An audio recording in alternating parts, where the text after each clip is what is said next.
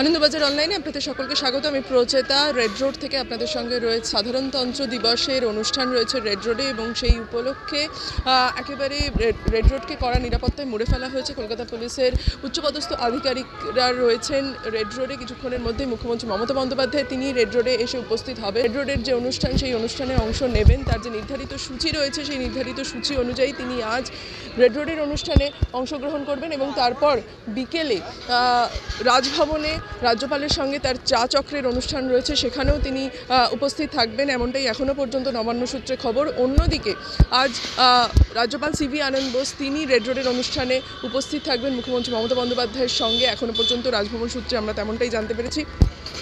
Red রোডের অনুষ্ঠানের জন্য যারা সাধারণ মানুষ তাদেরকে ইতিমধ্যেই রেড রোডের দুপাশে বসিয়ে দেওয়া হয়েছে এবং রেড রোডকে কড়া নিরাপত্তায় মুড়ে ফেলা হয়েছে।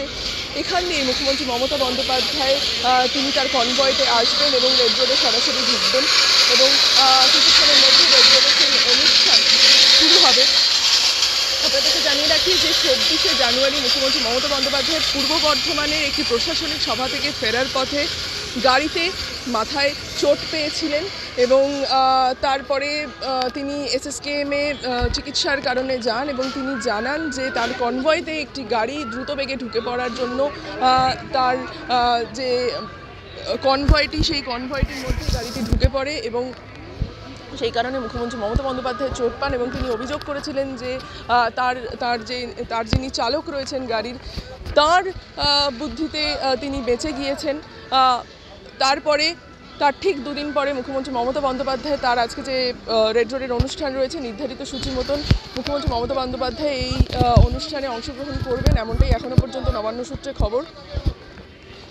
অন্যদিকে আজ দিল্লিতে প্রধানমন্ত্রী নরেন্দ্র মোদী তার আজকের যে সূচি রয়েছে সাধারণতন্ত্র দিবস অনুযায়ী সেই সূচিতে তিনি অংশগ্রহণ করবেন এবং যেহেতু সামনেই লোকসভা নির্বাচন তাই সামনে লোকসভা নির্বাচনকে কেন্দ্র করে শাসক এবং বিরোধী দল আজ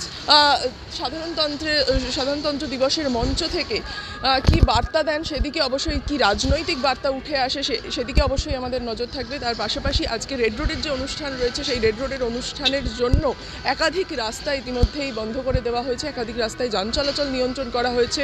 কুইন্সওয়ে থেকে শুরু করে ক্যাজুরিনা এভিনিউ থেকে শুরু করে রানী রাসমণি রোড, মেয়ো রোড, একাধিক রাস্তায় যান চলাচল নিয়ন্ত্রণ করা হচ্ছে কলকাতা ট্রাফিক পুলিশের তরফ থেকে এবং রেড রোডে যান চলাচল সম্পূর্ণভাবে বন্ধ রয়েছে। অনুষ্ঠান চলা পর্যন্ত যান চলাচল বন্ধ থাকবে তেমনটাই কলকাতা ট্রাফিক পুলিশের তরফ থেকে জানানো হয়েছে।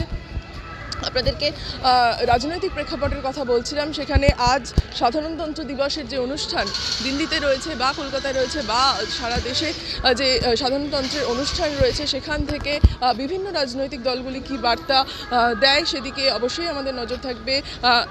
প্রধানমন্ত্রী নরেন্দ্র মোদী তিনি দিল্লির লালকেল্লা থেকে তিনি কী বার্তা দেন সেদিকে অবশ্যই আমাদের নজর থাকবে এবং তার পাশাপাশি ইন্ডিয়া জোট নিয়ে যে বিতর্ক এবং যে প্রশ্নচিহ্ন তৈরি হয়েছে সেই দিকেও সেই বিষয়টি আগামী দিনে কোন দিকে এগোচ্ছে সেদিকেও অবশ্যই আমাদের নজর থাকবে এবং তার পাশাপাশি তৃণমূল কংগ্রেস যে একলা চলার বার্তা দিয়েছেন, অন্যদিকে নীতিশ কুমার তিনি মন্ত্রিত্ব ছেড়ে দিতে পারেন, মুখ্যমন্ত্রিত্ব ছেড়ে দিতে পারেন, এমনটাও এখনও পর্যন্ত যেমনটা সূত্র মারফত জানা যাচ্ছে।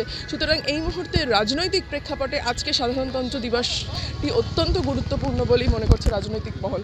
আনন্দবাজার অনলাইনে আমি প্রচেতা আপনাদের সঙ্গে রয়েছি, সঙ্গে থাকুন, ধন্যবাদ।